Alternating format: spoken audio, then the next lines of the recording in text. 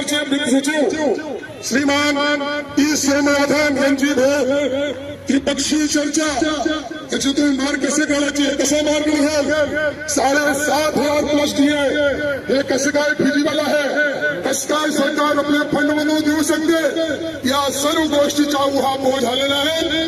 माननीय कमांडर सावंत तुमच्या सर्वांच्या वतीने अत्यंत जबरदस्त आपली प्रभावीपणाने बाजू मांडली आणि त्या ठिकाणी ई सोमनाथन जे भारत सरकारचे विधी सचिव आहे त्यांनी 2 शब्द सांगितले फार महत्वाचे।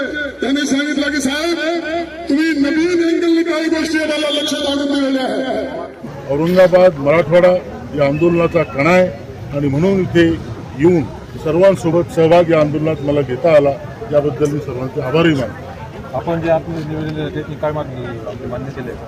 आमच्या 4 मागण्या सरकारकडे आहेत आणि ह्या मागण्या EPFO परसे मान्य करू शकत नाही, त्याचा तो अधिकारात प्रश्न नाही आहे, पण एक आमची प्रशासकीय चॅनल म्हणून त्यामधून आपण ते निवेदन पाठवलेलं आहे। आपल्या मागण्या फक्त पंतप्रधान, वित्तमंत्री, श्रममंत्री हेच मान्य करू शकतात आणि म्हणून आदरणीय पंतप्रधानासाठी आमच्या 2 बैठका झाल्या आहेत, चर्चा बैठका झालेल्या आहेत, श्रममंत्र्याशी 18 बैठका झालेल्या आहेत, वित्तमंत्र्याशी बैठक झाली आहे, वित्त सचिवांशी बैठक झाली आहे आणि आता या 31 मार्चपर्यंत या पेन्शनवर काहीतरी सरकारने निर्णय घ्यावा अशी आमची अपेक्षा आहे आणि त्या अपेक्षेत आम्ही हे आंदोलन केलेलं आहे।